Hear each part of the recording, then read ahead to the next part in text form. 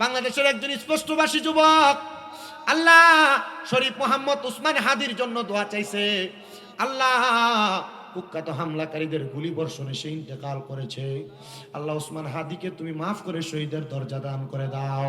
এখানে আমরা যারা হাত বাড়াইলাম আমাদেরকে কোরআন সুন্নাহ মোতাবেক চলাফেরা করার তৌফিক দান করে দাও। বাবা নাই আল্লাহ, অনেকে হাত বাড়িয়েছে, মাও নাই, বাবাও নাই, একবার এই তিন গো আল্লাহ।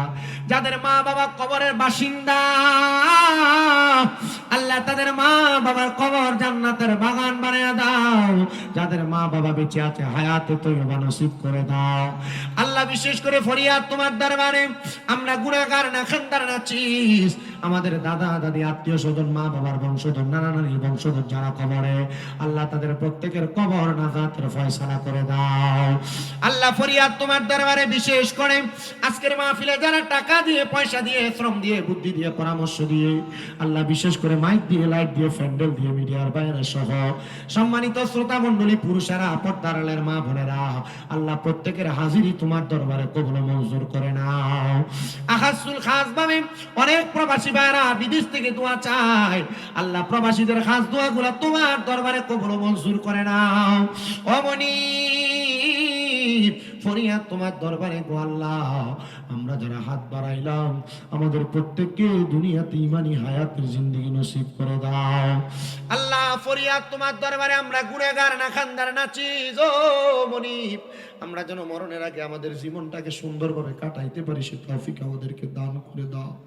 দুনিয়ার জমিনের মধ্যে থাকা অবস্থায় ঈমানে আমলে জিন্দেগি আমাদেরকে তুমি দান করে দাও।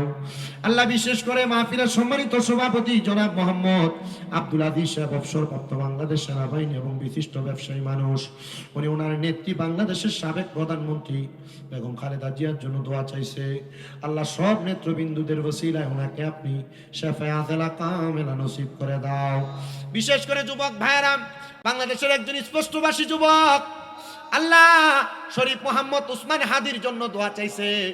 আল্লাহ কুখ্যাত হামলাকারীদের গুলি বর্ষণে সে ইন্তেকাল করেছে।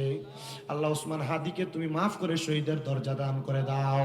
এখানে আমরা যারা হাত বাড়াইলাম আমাদেরকে কোরআন সুন্নাহ মোতাবেক চলাফেরা করার তৌফিক দান করে দাও। ওয়াজ মাহফিলে যা শুনেছি তার উপর আমল করার তৌফিক দান করে দাও। আল্লাহ মুনাফিকের আলামত থেকে আমাদেরকে তুমি হেফাজত করো। বিশেষ করে ফরিয়াদ আল্লাহ আমরা যেন সহিহ সালামতে আবার আমাদের গন্তব্যে পৌঁছাতে পারি সে তৌফিক আমাদেরকে দান করে দাও। আল্লাহ আমরা গুনাহগার, আমরা না খানদার, আমরা নাচিস মানুষ। আল্লাহ আল্লাহ আমরা আপনার দরবারে দাঁড়ানোর মতো আমাদের কাছে কোনো কিছু নাই, তবে আমরা বলতে পারি আমরা মুহাম্মদুর রাসূলুল্লাহ সাল্লাল্লাহু আলাইহি ওয়াসাল্লামের উম্মত। আমরা সে পরিচয় নিয়ে আপনার দরবারে দাঁড়ায়া যাব। ওই কঠিন মুসিবত যখন আমাদের আসবে, ওই মৌত নিদানের কালে আমাদের প্রত্যেকের মরণের আগে আখিরি জবানে মধুর কালেমা পড়ে দিয়েন লা ইলাহা ইল্লাল্লাহু মুহাম্মাদুর রাসূলুল্লাহ সাল্লাল্লাহু আলাইহি ওয়াসাল্লাম। আসসালামু আলাইকুম ওয়া রাহমাতুল্লাহি ওয়া বারাকাতুহু।